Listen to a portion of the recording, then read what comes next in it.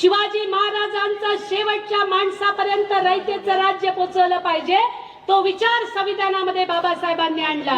महात्मा फुलेंचं समतेचं शिक्षण या देशामध्ये पोहोचलं पाहिजे, तो विचार संविधानामध्ये आणला। छत्रपती शाहू महाराजांचं आरक्षण पोहोचलं पाहिजे, तो विचार या संविधानामध्ये डॉक्टर बाबासाहेब आंबेडकरांनी आणला। हे आपण समजून घेतलं पाहिजे आणि म्हणून या देशामधल्या संतांचा, या देशामधल्या समाज सुधारकांचे विचार सुद्धा संविधानामध्ये आणले आणि खऱ्या अर्थानं या भारताला भारत म्हणून डॉक्टर बाबासाहेब आंबेडकरांनी विचार दिले। ही गोष्ट आपण लक्षामध्ये घेतली पाहिजे। आज काय परिस्थिती आहे? आज ह्या देशामध्ये एक वेगळ्या प्रकारची व्हॉट्सअप युनिव्हर्सिटी तयार झालेली आहे आणि या व्हॉट्सअप युनिव्हर्सिटी मध्ये व्यवस्थित डॉक्टर बाबासाहेब आंबेडकरांनी 25 नोव्हेंबर 1949 ला केलेल्या भाषणाचे काही अंश काढून त्या अंशांचा विपर्यास करून लोकांच्या मध्ये पसरवलं जात आहे की डॉक्टर बाबासाहेब आंबेडकर जर असते तर त्यांनी पूर्ण संविधान बदलून टाकलं असतं। अशा प्रकारची खोटी अपप्रवृत्ती या देशामध्ये अपप्रचार केला जातोय। भावांनो आणि बहिणींनो, आपल्याला हे शत्रू समजून घेतले पाहिजे।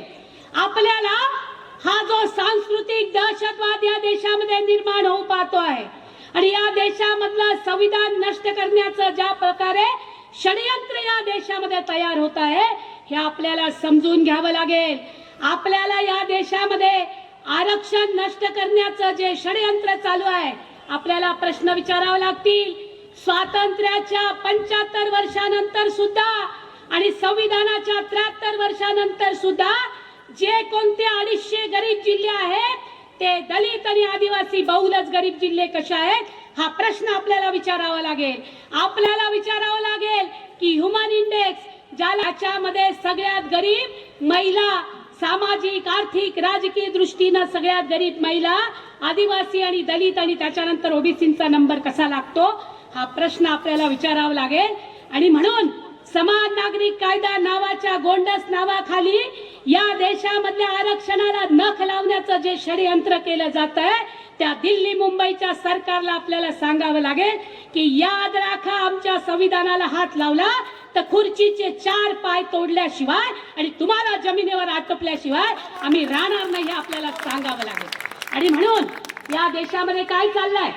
या देशामध्ये भूक, अरे आमचा पूर्वीचा जो भुकेचा निर्देशांक होता जगामध्ये आमचा 51 नंबर लागायचा, आज हे सरकार 8 वर्षापासून सत्तेवर आलं आणि भुकेचा निर्देशांक 106 झाला। म्हणजे आमच्यामध्ये तुम्ही भूक पसरवतायत, आमच्यामध्ये तुम्ही भीती पसरवतायत। काय भीती पसरवतायत? आम्हाला कुठल्या तरी धर्माचा धाक दाखवतायत, आम्हाला सांगतायत की ह्या धर्माच्या लोकांच्या विरोधामध्ये तुम्ही लढा। परवाच्या दिवशी एका तरुण मुलानं खूप चांगली गोष्ट सांगितली।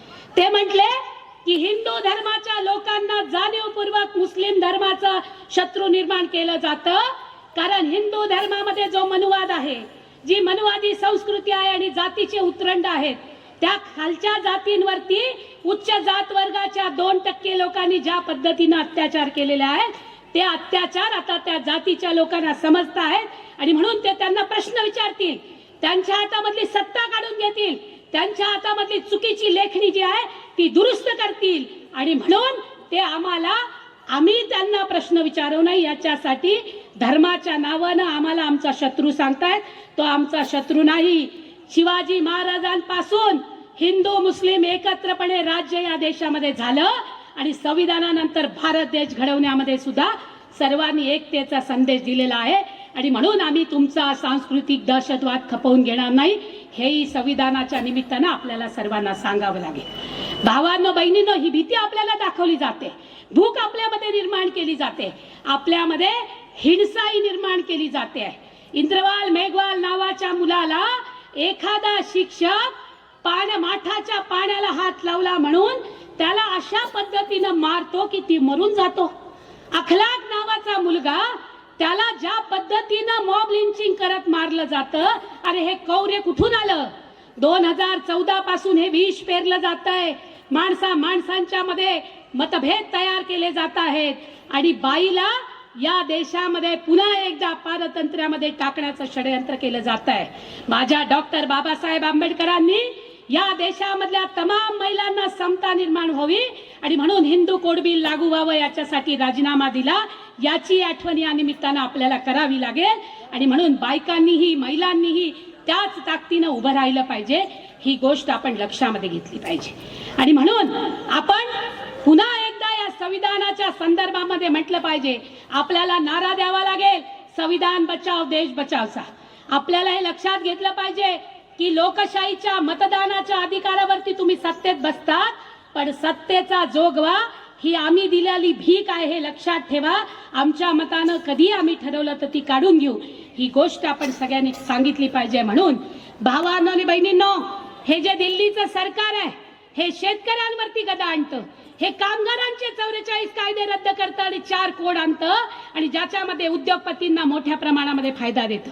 मला सांगा की कोरोनाच्या काळामध्ये 77 लाख लोक 20 रुपये रोज कमवू शकत नाही असा अहवाल येतो आणि त्याच बाजूनं दुसऱ्या बाजूनं मात्र ज्याची 66 लाख करोड रुपये संपत्ती होती त्या अडाणीची संपत्ती 1,20,00,000 करोड रुपये होते, म्हणजे 48% त्याची संपत्ती वाढते। याचा बाप काय शेतामध्ये नांगर घ्यायला गेला होता की कामगार म्हणून यानं विटा उभा केल्या होत्या? हा प्रश्न आपल्याला विचारावा लागेल आणि ह्या विषमतेच्या विरोधामध्ये आपल्याला उभं राहावं लागेल आणि म्हणून ही शपथ घेऊया आपण। 2 वर्षानं 75 वर्ष पूर्ण होतील संविधानाला। आपण मुकुंद भाऊ जळगाव जिल्ह्यामध्ये संविधानाचा जागर घेऊन गेलं पाहिजे, शेतकऱ्यांमध्ये गेलं पाहिजे, कुणब्यामध्ये गेलं पाहिजे, साळी माळी कोळी सगळ्यांच्या मध्ये आपण गेलं पाहिजे आणि सगळ्यांना सांगितलं पाहिजे, अरे डॉक्टर बाबासाहेब आंबेडकर माझा बाप होता तसा तुझाही बाप आहे। आणि ही गोष्ट आपल्याला सगळ्यांना सांगावी लागेल, एकत्रपणे हा लढा आपल्याला उभा करावा लागेल आणि म्हणून आपण हे सगळं एकत्रपणे करूया। संविधानाचा जागर आपण जिल्ह्यामध्ये घेऊन जाऊया, संविधान बचाव देश बचावचा नारा आपण घेऊन जाऊया। शेवटची गोष्ट सांगते, मी नेहमीच सांगते पण प्रत्येक वेळेस मला ती सांगावीशी वाटते। डॉक्टर बाबासाहेब आंबेडकर एकदा पुस्तक वाचत होते, शेजारच्या बाईचे दिवस भरले होते, दाई त्या बाईचं बाळणपण करण्याचा प्रयत्न करत होती आणि त्याच वेळेस ते बाळ आडवं झालं म्हणून बाळणपण होत नव्हतं। ती डॉक्टर बाबासाहेब आंबेडकरांकडे आली आणि म्हणाली, ते बाळ आडवं झालंय, मला डिलिव्हरी करता येत नाहीये, मी डॉक्टरची वाट बघते। बाबासाहेब चिंतेत व्हायचे आणि पुन्हा पुस्तक वाचायला लागायचे। ती बाई पुन्हा दुसऱ्यांदा आली आणि म्हणाली, बाबासाहेब अजून डॉक्टर आला नाही।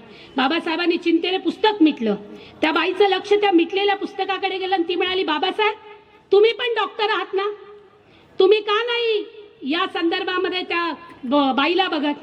डॉक्टर बाबासाहेब म्हणाले, मी माणसांचा डॉक्टर नाहीये, मी पुस्तकांचा डॉक्टर आहे। त्या बाईला मोठं आश्चर्य वाटलं आणि ती बाई म्हणाली, अरे बापरे, माणसांना आजार होतात, जनावरांना आजार होतात याची कल्पना होती मला, पण या देशामधल्या पुस्तकांनाही आजार होतात याची माहिती नव्हती मला। डॉक्टर बाबासाहेब आंबेडकर म्हणाले, हो, या देशामधल्या पुस्तकांनाही आजार होतात आणि म्हणून मनुस्मृती सारखे ग्रंथ आम्हाला जाळावे लागतात आणि आमचा इतिहास आम्हाला लिहावा लागतो।